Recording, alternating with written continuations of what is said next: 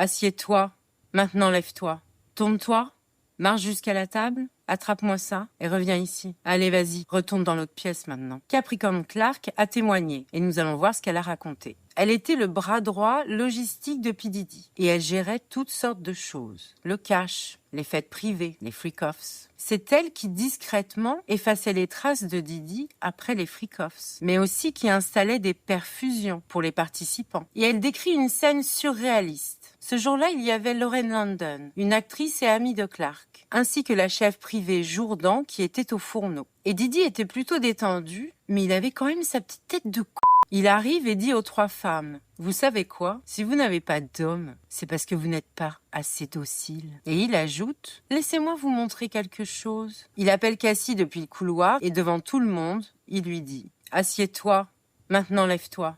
Tourne-toi, marche jusqu'à la table. Attrape-moi ça et reviens ici. Allez, vas-y, retourne dans l'autre pièce maintenant. » Et Cassie a obéi sans broncher. Une fois Cassie partie, Diddy se retourne à nouveau vers les trois femmes en leur disant « Vous avez vu ça, bande de petites c'est pour ça que vous avez pas d'homme. » À ce moment, Capricorne répond ironiquement « Eh ben, tu sais quoi? T'as foutrement raison. » Histoire de bien lui faire comprendre qu'elle ne se plierait jamais à de telles instructions. Quant à Jourdan et London, elles sont restées silencieuses devant Diddy. Ce passage est important car c'est une démonstration de pouvoir et d'emprise. Combs contrôlait et terrorisait son entourage. Et cela appuie les chefs d'accusation de traite S, d'extorsion et de racket. C'est pour cela que le procès actuel est fédéral et non civil. C'est le gouvernement américain, là, qui accuse Combs. Elle déclare également que Diddy se présentait dans les hôtels sous le nom de Frank White ou Frank Black et que Kim Porter, qui venait une fois par semaine, se faisait appeler Jackie Star. Tout ça pour ne pas laisser de traces dans les registres. Les freak-offs se passaient à l'Intercontinental Buckhead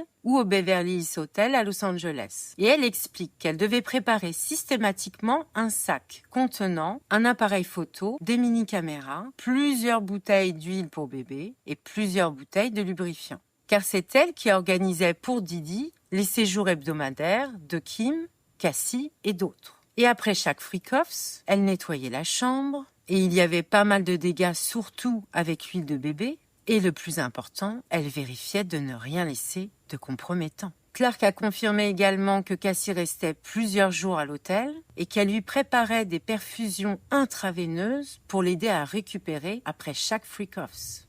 Ces perfusions permettaient une hydratation hyper rapide après avoir consommé des substances. C'était un mélange vitaminé censé augmenter la sérotonine pour maîtriser la descente et permettre de recommencer au plus vite. Cette séquence illustre, selon l'accusation, la façon dont Diddy organisait méthodiquement les freak-offs. Il drogue, il filme et il répare les corps afin de recommencer au plus vite. Ce témoignage donne un élément concret pour prouver la coercition organisée. Coercition, c'est-à-dire qu'il force d'autres personnes à faire des choses contre leur volonté, par la peur, la menace ou le chantage. Et cette coercition est organisée car ce n'est pas un geste isolé, c'est tout un système. Il y a plusieurs employés, contraints ou non, il y a du matériel, il y a des règles et il y a un planning. Les victimes obéissent parce qu'elles ont peur et parce qu'il y a autour d'elles tout un réseau de personnes qui sont là pour faire respecter les règles de Diddy.